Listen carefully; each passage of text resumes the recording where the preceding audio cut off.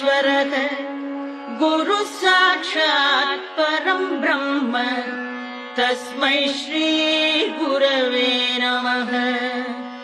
अखण्डमण्डलाकारं व्याप्तं येन चराचरं तत्पदं दर्शितं येन तस्मै श्री गुरवे नमः। अज्ञानतिमिरान्धस्य ज्ञानाञ्जनशलाकया चक्षुरुन्मीलितं येन तस्मै श्री गुरवे नमः। स्थावरं जङ्गमं व्याप्तं येन कृत्स्नं चराचरं तत्पदं दर्शितं येन तस्मै